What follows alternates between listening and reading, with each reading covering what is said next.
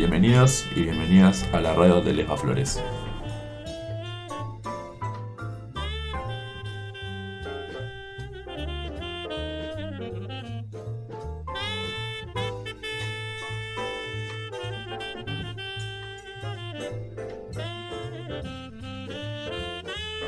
Bueno, con los estudiantes de Formación Ética y Ciudadana de tercer año de la ANES, nos propusimos trabajar con la idea de juventud y el concepto como un concepto dinámico. Tuvieron como trabajo realizar una investigación a lo largo de diferentes épocas, diferentes décadas del siglo XX, para pensar el concepto de juventud y la participación de la juventud dentro de la historia. Van a poder escuchar que algunos alumnos decidieron libremente realizar una especie de radioteatro, otros decidieron hacer un podcast con un carácter informativo y otros trataron de realizar una entrevista con supuestos protagonistas de procesos que tuvieron que analizar. La vida de la juventud no es la misma en todas las partes del mundo, están atravesadas por diferentes contextos socioeconómicos, políticos, por el acceso a diversos dispositivos tecnológicos y eso condiciona la vida de la juventud, los proyectos de vida, cómo se paran frente a los procesos históricos que los atraviesan y la idea de ellos fue tratar de identificar aquellas características propias de cada época, cada década, desde los 50 hasta la segunda década del presente, del siglo XXI, y tratar de registrar cómo este concepto de juventud tiene mucha fuerza y tiene mucha capacidad de modificar las condiciones de vida. Es un concepto que es visto por algunos sectores o algunos grupos dentro de la sociedad como un concepto negativo, pero nosotros tratamos de reivindicar el concepto de juventud como un concepto y una identidad y un actor social importante para el presente y el futuro, para mejorar nuestro mundo.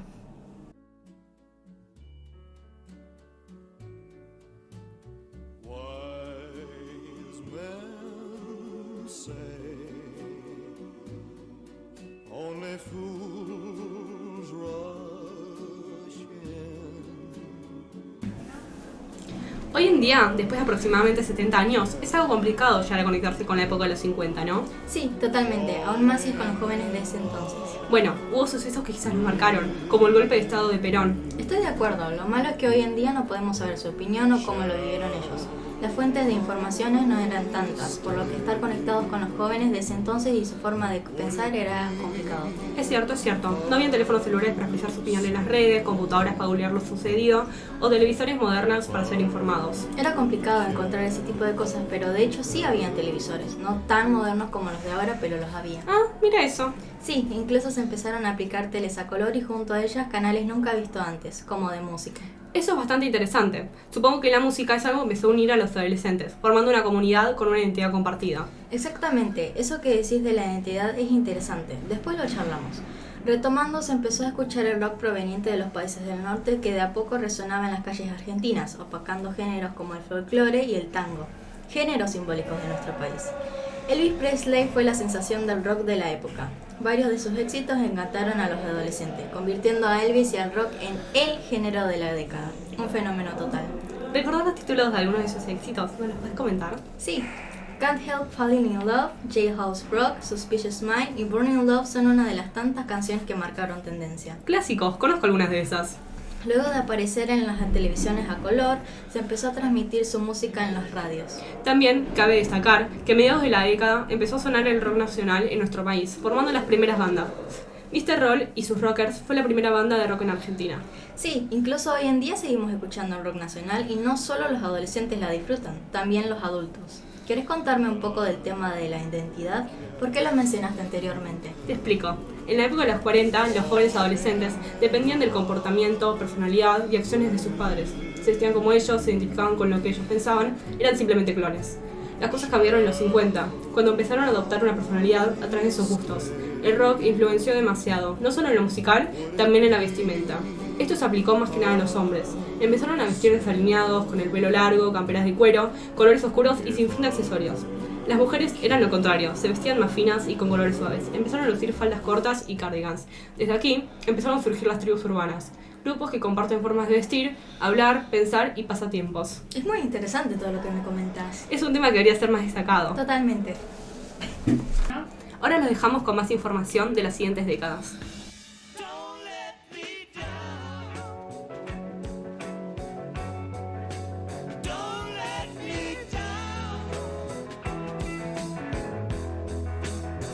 Bienvenidos a todos, nosotros somos Nisa Carolian, Emma Payares y Catalina Álvarez Fuera de tercer año NES.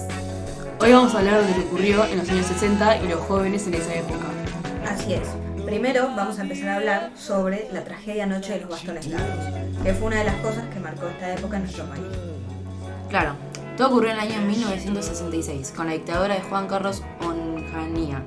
Recién comenzaba hace aproximadamente un mes que había asumido como presidente tras derrotar a Arturo Illia. Onganía iba por todo, pretendía quedarse en el poder durante más de 20 años, sabiendo el peligro que significaba la educación para su plan, decidió intervenir en las universidades nacionales, cosa que afectaría a los jóvenes que querían estudiar para su futuro. Es verdad, sin embargo, decenas de estudiantes, docentes y autoridades se organizaron para ofrecer resistencia. ¿Pero cómo? Y se encerraron en las aulas de las facultades, pero como consecuencia la autoridad de Onganía respondió con represión el 29 de julio de ese mismo año en varias universidades, sobre todo en las ciencias exactas y naturales y la filosofía y letras de la Universidad de Buenos Aires, la UBA. Sí, envió también a la policía a destruir laboratorios, bibliotecas y materiales valiosos de estudios. Hubo 400 detenidos entre autoridades universitarias, docentes, alumnos y drogados. Los bastones salen de que muchos fueron golpeados con ellos mientras los hacían circular en una doble fila compuesta por soldados. De hecho, varios recibieron fuertes impactos en la cabeza, a tal punto que quedaron ensangrentados. Bueno, hablando sobre los jóvenes en esa época, muchos se sintieron inseguros y vulnerables debido a la violencia y la censura impuesta por el régimen militar. Las universidades eran centros de protesta y pensamiento crítico, se convirtieron en lugares hostiles. También la represión afectó la participación de la juventud en movimientos estudiantiles y sociales, generando un clima de miedo que desalentó la organización y el activismo. El cierre de facultades y la expulsión de estudiantes limitó el acceso a la educación y afectó la formación académica de los jóvenes. Las universidades dejaron de ser espacios de debate y discusión, lo que afectó la cultura estudiantil y el desarrollo de ideas críticas entre los jóvenes. Durante esta época, pero cruzando el Atlántico, tuvo lugar el Mayo francés. El 6 de mayo de 1968, el gobierno de Charles de Gaulle declaró el estado de sitio en París. Ese día, la policía antidisturbios reprimió las manifestaciones estudiantiles alrededor de la Sorbona y el barrio latino. A las 2 semanas, a la protesta estudiantil se sumó el movimiento obrero y se paralizó el país con huelgas en el sector industrial, de transporte, de los aeropuertos, del gas, de la electricidad y de los periodistas de radio y televisión. La imaginación al poder fue la consigna que pasó a la historia y con la que se identifica a la revuelta conocida como el Mayo francés o Mayo del 68. Una serie de manifestaciones iniciadas por grupos de estudiantes contrarios a la sociedad de consumo y capitalismo, el imperialismo y el autorismo reinantes. Así recordamos uno de los hitos sociales más recordados del siglo XX.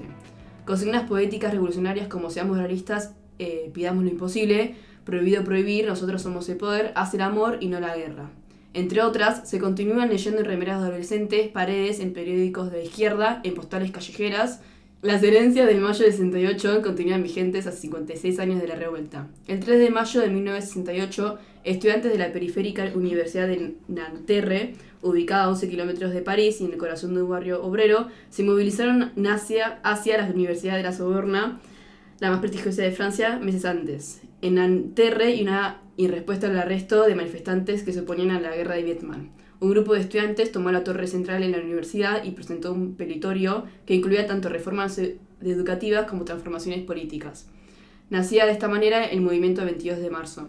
El rector decidió cerrar el establecimiento y sancionar mediante juicio disciplinario a los revoltosos. Ante los hechos, los jóvenes trasladaron la protesta a la Sorbona y de la Sorbona a las calles parisinas. Para el 6 de mayo, las calles de París eran un hervidero. Más de 400 estudiantes se encontraban acuartelados dentro de la Sorbona y otro tanto alrededor de la universidad, resistiendo la entrada de la policía a la institución. El presidente Charles de Gaulle declaró el estado de sitio y los enfrentamientos con las fuerzas de seguridad se tornaron más violentos minuto a minuto. La noche del 10 de mayo ocurrió uno de los episodios más recordados, la noche de los barricadas en el barrio latino. Las fuerzas especiales de la Compañía Republicana de Seguridad reprimieron en forma violenta y los estudiantes respondieron con adoquines, que se convirtieron en un ícono de aquellas revueltas. Las centrales obreras sindicales se habían mantenido el margen hasta el 13 de mayo, cuando convocaron una huelga general. La violencia con la cual las autoridades actuaron en los casos anteriormente mencionados es central. Retomando lo ocurrido en la noche de los bastones largos, vamos a recuperar los recuerdos de aquella noche. Pablo Jakobkis solía dar clases en Ciudad Universitaria y relató cómo fue el día en que los militares irrumpieron en las universidades para reprimir. Yo di examen a la mañana de una materia que se llamaba Complemento de Geometría. Lo di con un profesor extranjero, Warren Ambrose, que provenía de los Estados Unidos. Terminamos de dar examen y de golpe nos avisaron que había salido un decreto de Ongaña, que decidió que sus decretos eran leyes. En diálogo con Derecho de Autor, programa radical de Damián Toshi, agregó: Ongaña había hecho un decreto ley de facto, por lo cual no era una intervención a las universidades, sino que se abolían todas las instancias legislativas. Los consejos superiores de las universidades y los decanos que querían podían seguir sin consejo directivo y los rectores también. En la Universidad de Buenos Aires nadie aceptó eso. Nunca imaginé que iba a pasar algo violento. Lo que pasó después no lo vi porque yo no pude entrar a la universidad. El que sí lo vio fue mi padre, David Jokovsky, que era profesor y director adjunto del Departamento de Industrias. Por eso conozco en detalle lo que pasó. Entró el jefe de policía junto al general Fonseca y los militares. Algunos estudiantes lograron escapar por los techos, pero los que no lograron escapar les hicieron un simulacro de fusilamiento y los llevaron detenidos, con la orden de salir en fila para que les pegaran palazos antes de hacerlos entrar a los autos de policía. Tan solo un día después de esa brutal golpiza que recibió, el profesor estadounidense Warren Ambrose describió la represión policial a través de una carta que le envió de The New York Times. Los soldados pegaron tan fuerte como les era posible y yo, como todos los demás, fui golpeado en la cabeza, el cuerpo y en cualquier lugar que pudieran alcanzar.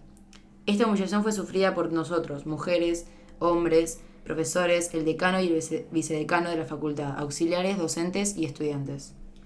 A diferencia del Mayo francés, en Argentina, la Alianza Obrera Estudiantil se va a observar en 1969 en el conjunto de huelgas que tuvieron lugar en la provincia de Córdoba y que marcaban el principio del fin del gobierno de Ongoña. Sin embargo, en el caso francés, la alianza, según los historiadores, fue posible porque el foco donde comenzaron las protestas estudiantiles fue en Nanterre y no en la Sorbona, corazón de la élite parisina. De este modo, difícilmente los obreros hubiesen apoyado a los estudiantiles. Representantes del Partido Comunista y del Partido Socialista salieron a parar los trenes, las fábricas, los aeropuertos y las industrias. Hasta ese momento no había precedentes de huelgas tan masivas que abarcaran a todo el territorio y que reunieron a más de 6 millones de huelguistas. El historiador inglés Eric Hobsbawm sostiene que en el caso del Mayo francés, la militancia del movimiento estudiantil se convirtió en el detonador más efectivo para movilizar a los trabajadores. Luego de casi un mes de protestas y huelgas, el 27 de mayo las centrales obreras firmaron los acuerdos de Grenelle, donde acordaron un aumento salarial del 35%, la reducción de la jornada y más días de vacaciones, entre otras conquistas. La Sorbona se mantuvo ocupada hasta el 16 de junio. Las atrocidades cometidas durante la guerra de Vietnam, la batalla de Argelia, la revolución cubana, el asesinato de Martin Luther King, de John Kennedy, la revolución cultural en China, el atentado contra el líder estudiantil alemán Ruf Dutske, la reforma universitaria en Francia de 1967, las manifestaciones estudiantiles en Italia, Alemania, Estados Unidos, Japón, Turquía, Uruguay y Brasil. Los años 60 tenían convulsionados a los pueblos de los 5 continentes. Hobsbawm destaca el carácter global de las revueltas. Los mismos libros casi simultáneamente aparecían en las librerías estudiantiles de Buenos Aires, Roma y Hamburgo. Los mismos turistas de la revolución atraviesan océanos y continentes de París a La Habana, a Sao Paulo y a Bolivia. Las diversas reivindicaciones que abarcaban desde mayores libertades sexuales, educación igualitaria, movimientos antibélicos, feministas, ecologistas, se planteaban ante todo conquistas en el ámbito social y cultural, aunque partían de la corteza de que todo es político. La heterogeneidad aglutinada en las revueltas de mayo del 68 no buscaba hacer una revolución sino conquistar sus propias vidas. En una entrevista a un medio parisino, Daniel Cohn-Bendit, quien se convirtió en vocero de los estudiantes de mayo del 68, recordaría años más tarde el sentido de la consigna, Queremos vivir como lo concebimos. El principio de los años 68 es, en realidad y ante todo, una revuelta por la vida cotidiana. La música, la relación entre hombres y mujeres, la vida, la sexualidad, la liberación. Esto es lo que hace el 68. En este sentido, resulta verosímil pensar que uno de los motivos que encendió la revuelta fue pelear por lograr que en las residencias universitarias se permitieran las visitas del dedo contrario. Luego le siguieron otros reclamos que proclamaban por una mayor libertad sexual. Pocos años más tarde, en enero de 1975, Francia promulgó la ley de despenalización del aborto. Para el filósofo y escritor francés Régis Debray, lo que mejor funcionó fue lo que nadie había previsto, la llegada del feminismo. Las nuevas relaciones hombre-mujer, la anticoncepción, el reconocimiento de la interrupción voluntaria del embarazo como último medio de escoger libremente cuántos hijos quiere tener una mujer, cuándo los quiere tener y si los quiere tener. Durante esas semanas, millones de personas se movilizaron, dejando un saldo de 7 muertos y centenares de heridos. De a poco y paradójicamente, la consigna, vuelta a la normalidad, sería casi un hecho. Charles de Gaulle llamó a elecciones anticipadas para el 30 de julio. Su partido, la Unión por la Defensa de la República, UDR, salió victorioso y Georges Pompidou, quien había sido su primer ministro durante la revuelta, asumió la conducción. Sin embargo, las calles continuaron siendo, desde entonces y para el mundo entero, el escenario político por excelencia. Diferente fue el desenlace de lo que sucedió en nuestro país. Al final, cientos de los mejores docentes y autoridades de las universidades argentinas fueron echados o presentaron la renuncia debido a la persecución de la dictadura de Juan Carlos Onganía. Alrededor de 700 profesionales se marcharon al exterior para continuar sus carreras en universidades y trabajos de renombre. Como consecuencia, esto provocó un estancamiento del proyecto de desarrollo de la educación, la ciencia y la investigación de la Argentina. Incluso es considerada la mayor fuga de cerebros en la historia del país. Bueno, cambiando el tema y hablando un poco del arte y la cultura, en ese momento podemos decir que durante la década de los años 60 y 70 el rock nacional se convirtió en un boom y la junta militar atacó todo lo que envolvió la cultura del rock, como las canciones, artistas, vestimentas y más, por ser considerados subversivo y peligroso. Muchas de las canciones censuradas hablan sobre la libertad de los pueblos. Un ejemplo fue El Cancionero, que fue un movimiento musical literario lanzado desde Mendoza en 1963. Estaba integrado por Mercedes Sosa, Armando Tejada Gómez, Manuel Oscar Matus, Eduardo Aragón, Tito Francia, Juan Carlos Cedero y Hamlet Lima Quintana. También el folclore junto con el rock transitaban épocas gloriosas. Grupos como Sui Generis, Los Gatos o Pecado Rabioso era la banda sonora de la juventud que entre medio de guitarras y vinilos venía entre ellas un sentimiento de pertenencia y libertad. Claro, además no solo cambiaron el arte de la Argentina, sino que también fueron referentes y modelos de cambio para las juventudes latinoamericanas como la forma de vestirse y las expresiones sociales. Bueno, esto fue todo hablando sobre la época de los 60. Ahora le vamos a seguir con el siguiente grupo.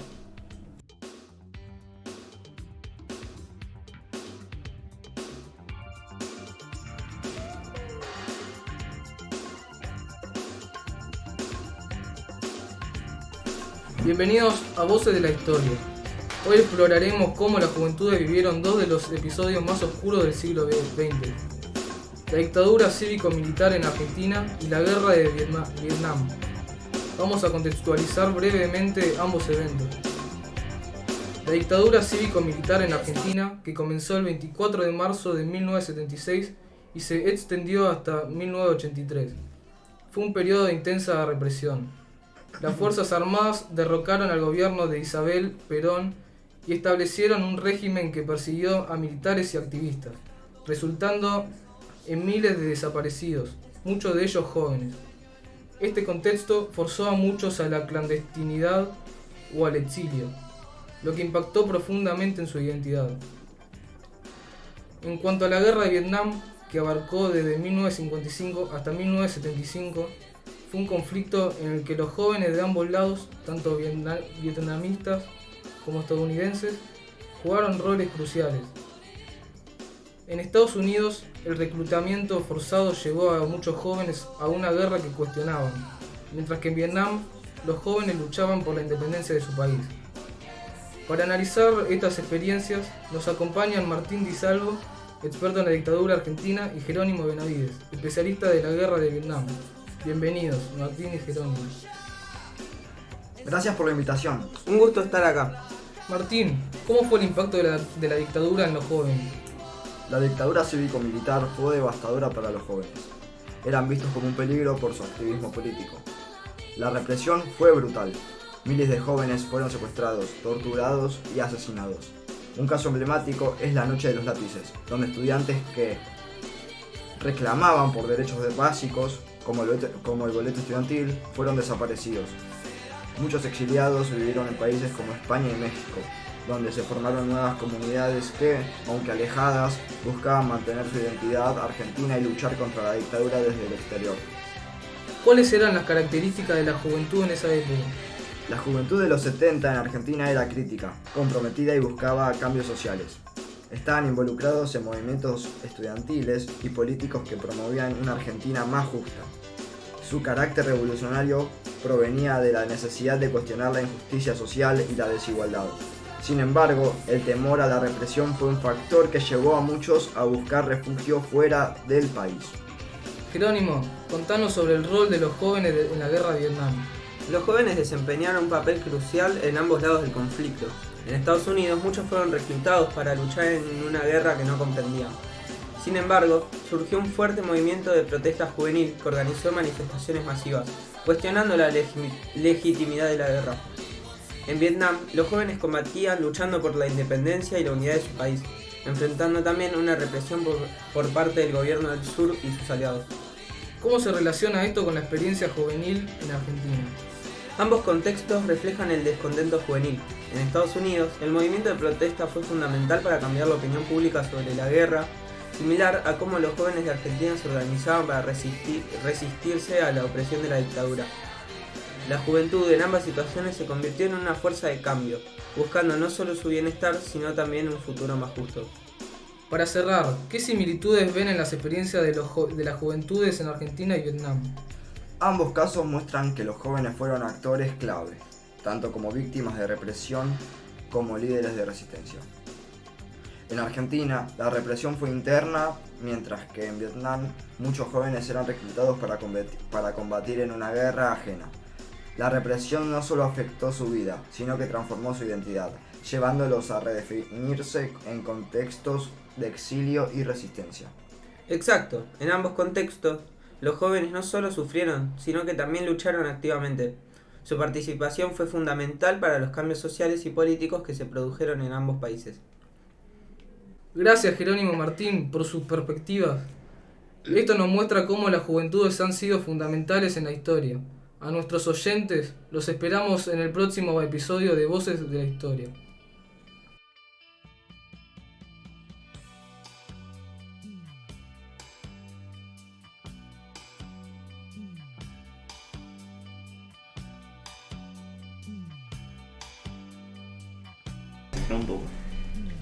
Hoy nos encontramos con los alumnos de tercer año, Agustín Marino, Joaquín Salcedo, Nicolás Gómez, Lucas Chen y Facundo Escames. Y vamos a hablar sobre la juventud de los años 80. Más precisamente sobre lo ocurrido en las Islas Malvinas y sobre la aparición del SIDA. Un tema que cambió el rumbo de la salud pública y la percepción social. Muchos de ellos sufrieron traumas que afectaron su vida personal y social, lo que llevó a un debate más amplio sobre el tratamiento de los veteranos. Entre varios casos distintos de cada uno, las principales consecuencias de estas guerras en los jóvenes fueron el consumo de sustancias, la depresión, los intentos de suicidio y el estrés postraumático, entre otros. Sin embargo, el conflicto también contribuyó a la construcción de una identidad generacional entre los jóvenes argentinos. La Guerra de Malvinas se convirtió en un símbolo de resistencia y lucha por la justicia y los derechos humanos, lo que influyó en las futuras generaciones en su percepción del país y su historia. La guerra produjo y trajo una especie de reflexión sobre la militarización y los efectos de dictadura. Esto se debió en parte a que los jóvenes empezaron a cuestionar el régimen militar y a desarrollar su identidad en el entorno a esta cuestión, dejando de ser una prioridad la participación de la población, sobre todo los jóvenes en conflictos bélicos con otros países. A lo largo de los años, Muchos jóvenes se involucraron en iniciativas para recordar y educar sobre el conflicto de las Malvinas, buscando preservar la memoria histórica y honrar a aquellos que lucharon. Por último, queríamos compartir con ustedes cómo se vivió la situación desde la perspectiva de los combatientes y las consecuencias de esta guerra. No me puedo imaginar lo que debió ser para los que fueron enviados a la guerra. La mayoría eran chicos de 18 o 19 años, prácticamente recién salidos del secundario.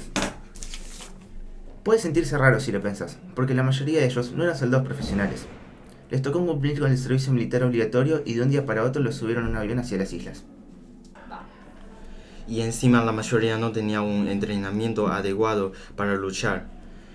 Y ni siquiera sabían bien por qué estaban peleando. Muchos fueron manipulados por el gobierno militar, que quería usar la guerra para ganar apoyo popular. Les hicieron creer que era una causa patriótica, que recuperar Malvinas era algo que unía al país. Pero detrás de todo eso había un gobierno desesperado por mantenerse en el poder. Totalmente. Para la dictadura era una manera de desviar la atención de la crisis que había en el país. Le dijeron que la victoria estaba asegurada cuando en realidad se sabía que era una lucha casi imposible de ganar. Y la presión psicológica fue enorme. Eran adolescentes que vivieron bajo un régimen militar que controlaba todo, desde la educación hasta los medios de comunicación. Pasaron del temor a ser perseguidos a un campo de batalla real, sin preparación. A la mayoría ni siquiera se le dio reconocimiento. Eso es lo peor, y los veteranos fueron los que más sufrieron. Algunos cuentan como que ni siquiera podían hablar en la guerra porque la gente no quería escuchar. A muchos les costó encontrar trabajo porque eran vistos como parte de una derrota, como si fuera su culpa.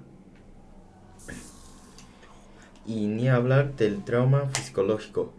Eran jóvenes que en el lugar de estar pensando en su futuro, se encontraron marcados por la experiencia de la guerra, y el Estado prácticamente no les brindó apoyo.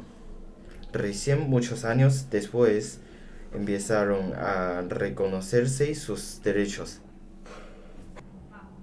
Es cierto, por la falta de atención que se les dio, la tasa de suicidios entre los excombatientes fue alarmante. Fue recién cuando la sociedad empezó a hablar más abiertamente del tema, muchos años después que algunos de esos veteranos empezaron a recibir el apoyo que necesitaban.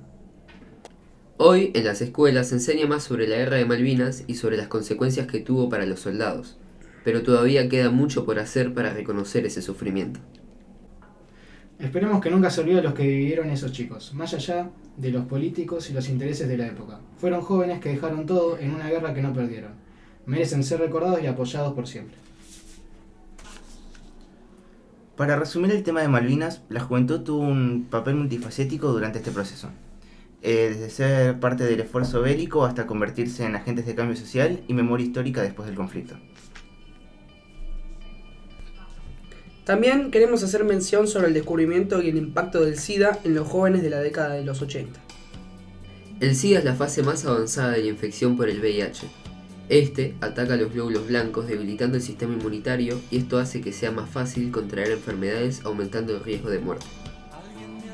En los años 80, la llegada del SIDA tuvo un impacto profundo en la juventud. Este periodo estuvo marcado por varios cambios significativos, como una mayor conciencia sobre la salud. La epidemia del SIDA provocó una mayor conciencia sobre la salud sexual y los métodos de protección, como los preservativos, y la educación sexual fue más relevante. Otro cambio fue la estigmatización, ya que los jóvenes fueron afectados por el virus o estaban en riesgo de contraerlo. Y esto vio afectado a su bienestar emocional y social, generando miedo y aislamiento. También se originó el activismo, en el que muchas personas lucharon por derechos, visibilidad y tratamiento para las personas con VIH. Otro cambio que se presentó se dio en las relaciones, tanto personales como sexuales, las cuales se volvieron más complicadas. El miedo alteró la dinámica de pareja y amistad, impulsando conversaciones difíciles sobre la salud. Por último, en la cultura popular comenzó a aparecer el SIDA, desde la música hasta el cine, concientizando a la sociedad sobre la enfermedad y sus consecuencias. La crisis del SIDA también movilizó activistas y comunidades, especialmente entre los jóvenes, quienes jugaron un papel crucial en la lucha por los derechos de las personas afectadas y en la búsqueda de tratamientos. En general, esta epidemia logró cambiar la forma en que se abordan temas de salud y sexualidad en la sociedad. Un caso muy conocido de esta enfermedad de transmisión sexual es el cantante de la banda Queen, Freddie Mercury.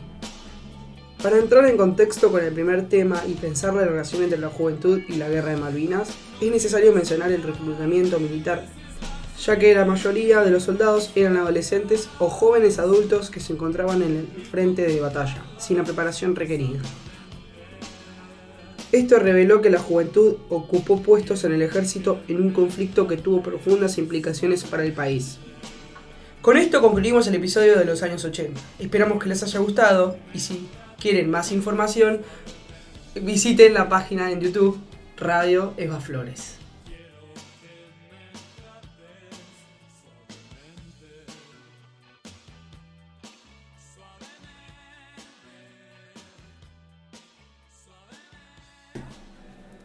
Para hablar de los 90 y la juventud que conformó la década, es importante antes mencionar y explicar el suceso más importante que la marcó totalmente, la caída del muro de Berlín. El muro de Berlín dividió la capital alemana durante casi 3 décadas. No solo dividía a esta ciudad, sino que a toda Europa, ya que era un símbolo de un mundo bipolar en el que dos potencias, Estados Unidos y la Unión Soviética, eran los polos de influencia. ¿Pero por qué se dio la creación de este muro? Bueno, al final de la Segunda Guerra Mundial, Alemania se rindió ante los aliados, un grupo de países occidentales, incluidos Reino Unido, Estados Unidos, Francia y la Unión Soviética. El país quedó dividido en 4 zonas de ocupación, bajo la influencia de cada una de esas potencias. Berlín estaba en la Unión Soviética, en la zona soviética. Pero como es la capital, se decidió que también se dividiría en 4 zonas, una controlada por cada uno de los países. La diferencia entre estas dos fluctúa en que Alemania Occidental había libertad de movimiento y la gente podía expresar libremente sus opiniones. Llegaban productos importados de otros países, como Estados Unidos, y tenía sedes de franquicias como McDonald's. Por otro lado, en Alemania Oriental tenían reglas más estrictas sobre cómo deberían comportarse las personas y una policía secreta, la Stasi, que supervisaba lo que hacían. Este sector estaba privado de cualquier producto externo a Alemania y la Unión Soviética. Es importante mencionar que estos dos sectores del país estaban aislados y separó familias. Alguien perteneciente a la República Federal de Alemania no podía ir a la República Democrática Alemana y viceversa. La noche del 9 de noviembre de 1989 fue derribado el muro de Berlín. Su caída posibilitó la reunificación alemana y fue precursora de la desaparición de la Unión Soviética y del final de la Guerra Fría. Los jóvenes de los 90 estaban caracterizados por su rebeldía, ya que cuestionaron la autoridad y las normas establecidas, buscando crear un nuevo orden social y cultural.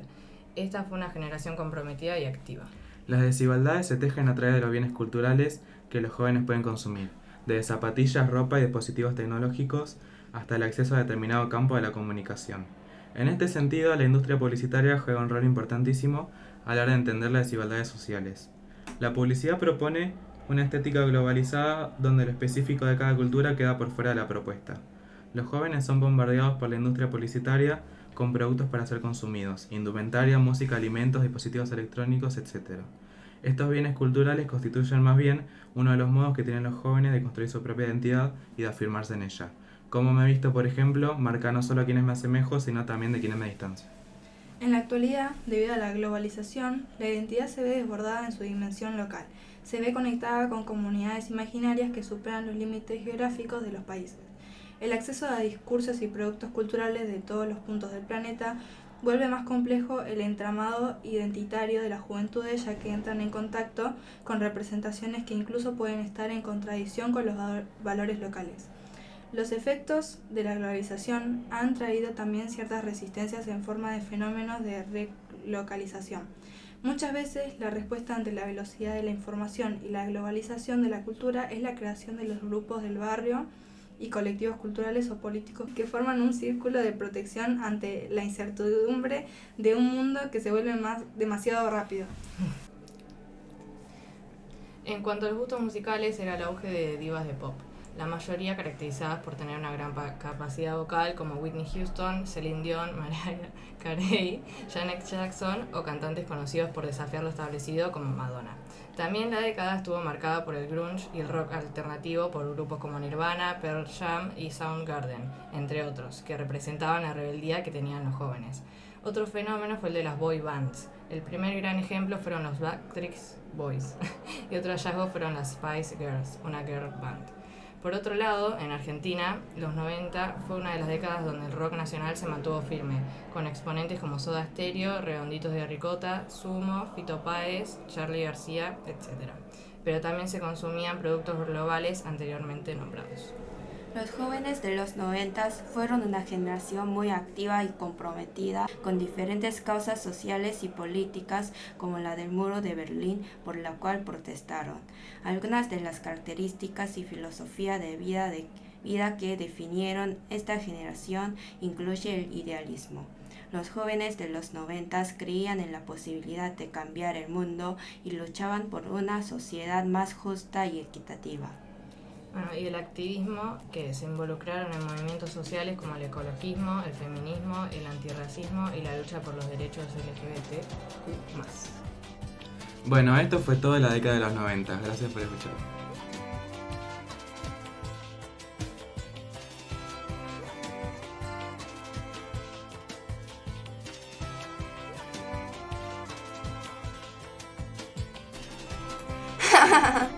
Sí, qué buenos momentos esa época. Pero, ¿recuerdan lo que pasó en diciembre del 2001?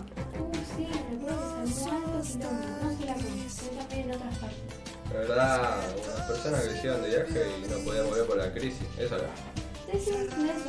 Se había armado alto quilombo, incluyendo a los piqueteros. Eran los que más barro hacían. Sí, verdad. Sí. Igual, esperen, yo recuerdo que en ese momento el que estaba como de la Rúa como presidente. La verdad para mí fue uno de los peores presidentes que pudo haber, o sea, ni siquiera podía realizar como un trabajo bien. Y encima que quería sacar un país adelante, ¿quién era? Sí, aparte generalmente los piqueteros eran jóvenes que se rebelaban contra el gobierno. Tenía un amigo que participó de eso. Sí, como no formaban parte de ningún modelo de gobierno, elegían expresarse mediante huelga y protesta, aunque reventaron toda. Pará, eso era de lo de menos. También luchaban por los derechos básicos, la desigualdad y los derechos sociales. Diría que estaban cansados de la sociedad, algo que entendíamos. Éramos chicos en su momento. Sí, como éramos jóvenes, donde la frustración literalmente nos invadía, al igual que la desilusión, y no hablar de la desconfianza que le teníamos a los políticos. Sí, aunque protestaban y si querían te metían preso. Para mí fue un momento muy duro. La verdad que sí, aunque era la única forma en que los objetivos se podían llevar a cabo, aunque nunca estuve a favor de la violencia. No, claramente no, nadie está a favor de eso, pero lo que más me sorprende es que todo ese lío fue armado solamente por la imposición del corralito, que restringía la extracción de dinero en efectivo de los bancos. Sí, eso lo recuerdo. Pero, ¿quién estaba como ministro de Economía en su momento? ¿Domingo Cavallo? Sí, él mismo. No sé ustedes, pero en su momento me había ido de viaje a Chile y no estaba ni enterada de lo sucedido. ¿Cómo que no? No, recién me enteré, un día antes de volverme. Los aeropuertos no mandaban ni recibían aviones. Estaban llenos de gente y la mayoría se quedaba ahí durmiendo en los asientos. Fue terrible. Sí, yo recuerdo que también me había ido de viaje y me agarró una preocupación tremenda, porque me había ido solo y sin mi familia, no sabía cómo se encontraban. Y pensar que murió un montón de gente. ¿Recuerdan cómo estaba la ciudad? Sí, yo recuerdo. Recuerdo que estaba muy destruida, los negocios todos con los vidrios rotos y se afanaban todo. Era un infierno caminar por las calles. Me imagino a los jóvenes y a los adolescentes, la verdad. Y sí, aunque ellos también forman parte de los piqueteros. Sí, la verdad. Yo me quedaba en mi casa, prácticamente no salía. Menos mal, yo tampoco salía, era una muerte segura. ¿Y cómo salían a la calle? Prácticamente sin nada, no llevábamos mucho. Aunque no era un peligro, generalmente había más saqueos. Yo pensaba que iba a ser el final de la Argentina, aparte de que votan a una persona así para presidente. Si sabían que no era indicado, por lo que ninguno de nosotros votó a De la Rúa. No, obviamente no. Qué bueno, aparte recuerdo que la primera vez que volví a salir a la calle, me impresioné en el estado que se encontraba. Fue desgarrador ver así a la ciudad. Yo no estaba tan asustada porque sabía que era un momento y un bajón. Pero fue terrible para el resto y para mí también. Yo salía cada tanto, pero no iba por las zonas tan llenas y concurridas, por las dudas. Siempre evitaba algún riesgo. Y sí, ¿quién no? Bueno, fue una linda charla, la verdad. A veces es bueno hablar de estos temas. Sí. Y es así, esto fue lo que pasó en 2001. Hubo incertidumbre, miedo, pánico, muerte y dejaron matados para siempre. Esto fue todo y lo dejamos con la siguiente década.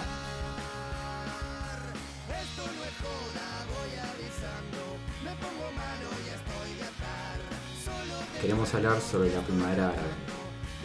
Es un momento de protestas y cambios que sacude el mundo árabe hace más de una década. Para empezar, Hamed, ¿podrías explicarnos qué fue la primavera árabe? Claro, Carlos. La primavera árabe fue una serie de levantamientos populares que comenzaron en 2010, en Túnez, y se extendieron rápidamente por otros países, como Egipto, Libia, Siria y Yemen. La gente salió a las calles pidiendo libertad, justicia y dignidad, cansada de los regímenes autoritarios que habían gobernado durante décadas. ¿Cómo viviste vos esos eventos? Es cierto que en muchos casos los levantamientos no condujeron a los cambios esperados o incluso desembocaron en conflictos violentos como en Siria o Yemen. Hamed, ¿qué opinas sobre las consecuencias de la primavera árabe? Es una cuestión compleja, Carlos. En algunos lugares, como Túnez, hubo avances importantes y se logró un proceso democrático, pero en otros la situación se deterioró gravemente. En Siria, por ejemplo, las protestas pacíficas fueron reprimidas brutalmente. Muchos de nosotros esperábamos una transición rápida hacia la democracia, pero la realidad fue que el cambio requirió más tiempo. Entonces, aunque las consecuencias hayan sido mixtas, ¿dirías que el impacto cultural y social es lo más importante? Sin duda, la primavera árabe no fue un fenómeno político, sino también social. Las personas perdieron el miedo a expresarse, a criticar al gobierno, a luchar por sus derechos. Esa transformación mental es algo que no desaparece fácilmente. Creo que queda claro que, aunque los resultados no fueron uniformes, la primavera árabe cambió profundamente la región y la forma que sus ciudadanos van el poder y la justicia.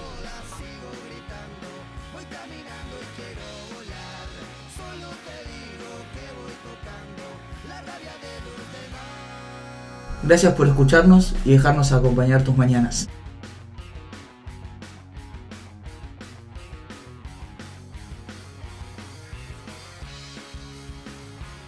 Los invitamos a suscribirse y dejarnos sus comentarios.